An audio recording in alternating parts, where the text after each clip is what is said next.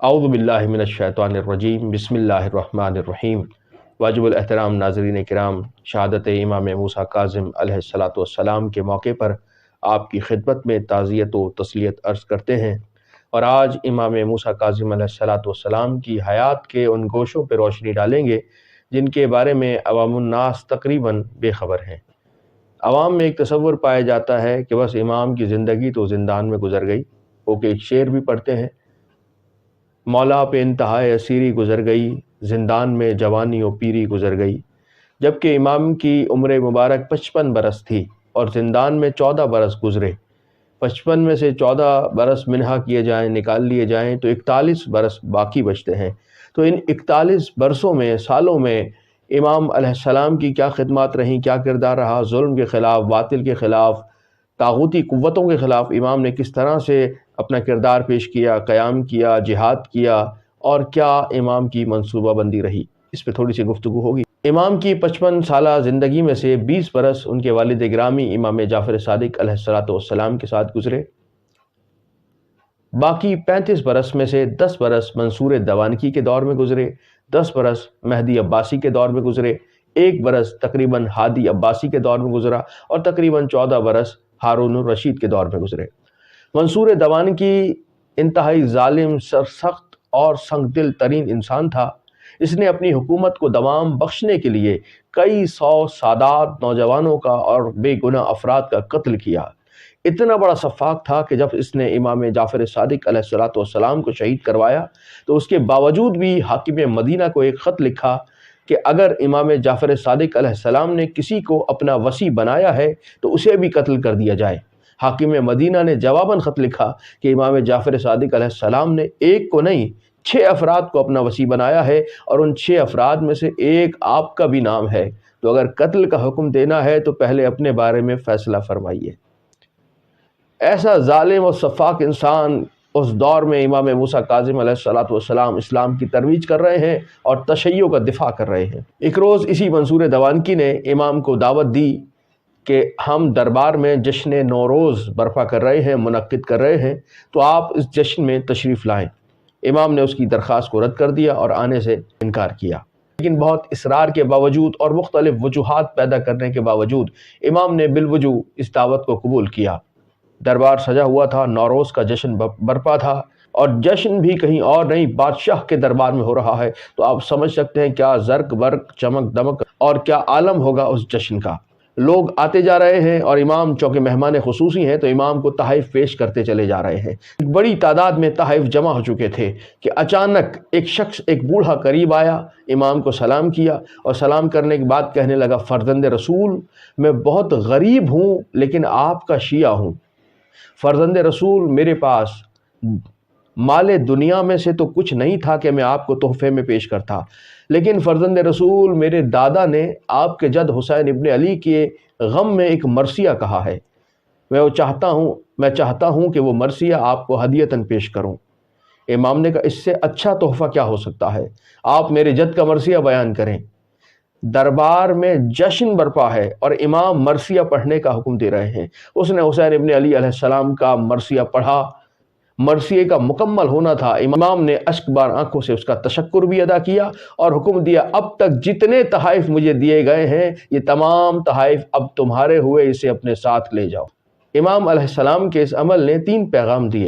پہلا تو یہ کہ منصور، یاد رکھنا، ہم اس زرق برق اور دنیاوی مال و دولت کے دل بند نہیں ہیں، ہماری نگاہ میں اس مال دنیا کی کوئی وقت نہیں ہے، لو جو آیا تھا ہم نے ایک اپنے چاہنے والے کو بخش دیا۔ دوسرا پیغام یہ تھا کہ جس زمانے میں شیعہ ہونا جرم تھا، جس زمانے میں شیعہ ہونا جرم گردن زدنی تھا، حاکم گھبرایا ہوا تھا کہ یہ شیعہ علی کے چاہنے والے ہیں، میرے چاہنے والے نہیں ہیں، اس زمانے میں امام بھرے دربار میں ایک شیعہ کی مدد کر رہے ہیں اور مدد کر کے پیغام دے رہے ہیں کہ ہمارا چاہنے والا کیسا ہی غریب کیوں نہ ہو، ہر دور کے امام پر لازم ہے کہ اپنے شیعوں کی امداد کرتا رہے۔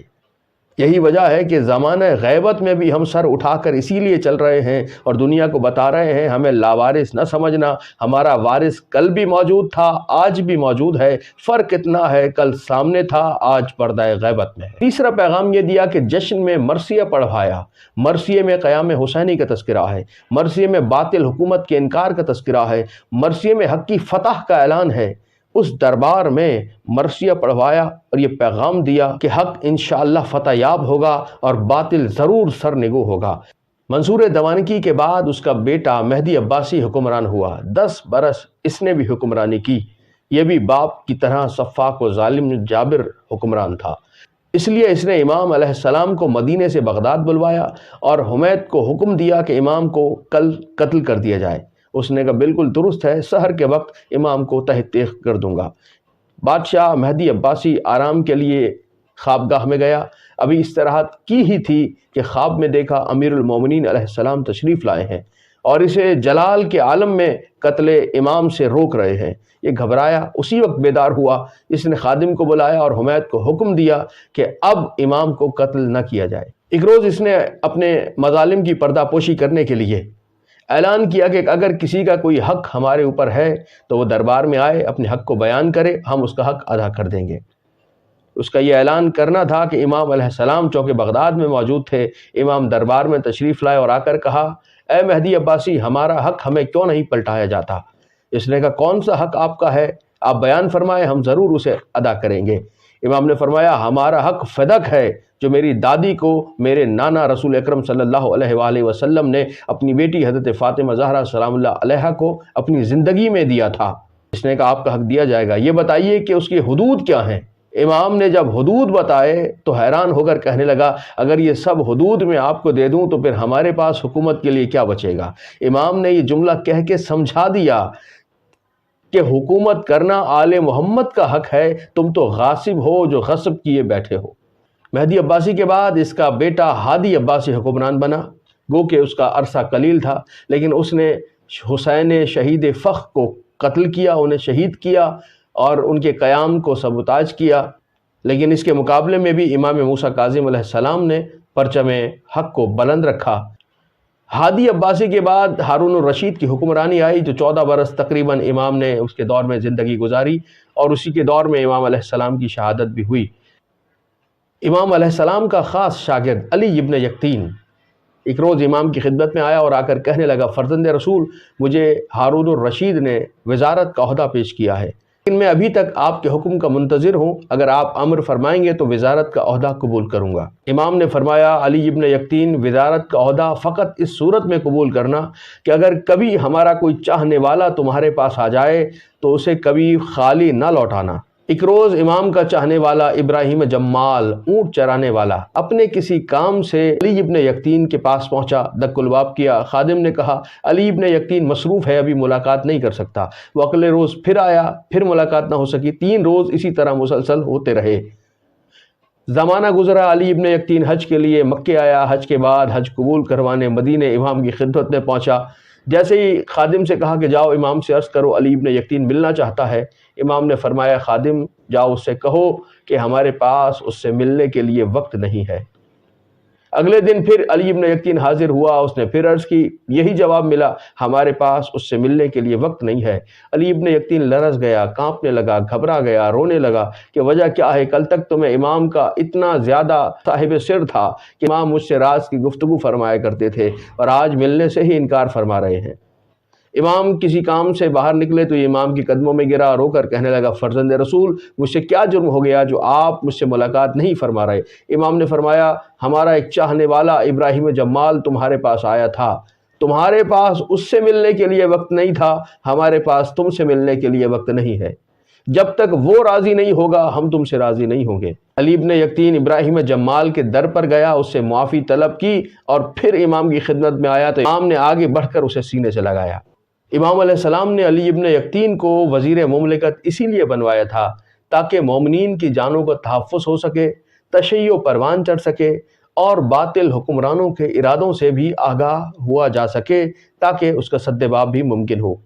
और इसके साथ ही अली इब्न यक़तीन के ज़रिए से فقراء اور مساکین کی امداد ہو سکے جو ظالم حکمران نہیں ہونے دے رہے تھے۔ امام علیہ السلام کی ساری زندگی تشیع کے دفاع میں، اسلام کو پروان چڑھانے میں گزر گئی۔ خداوند عالم سے دعا ہے کہ ہمیں امام کی سیرت پر چلنے کی توفیق عطا فرمائے اور ایسے عمل کرنے کی توفیق عطا فرمائے کہ امام ہم سے راضی و خوشنود ہو سکے۔ وآخر دعوانا ان الحمد للہ رب العالمین۔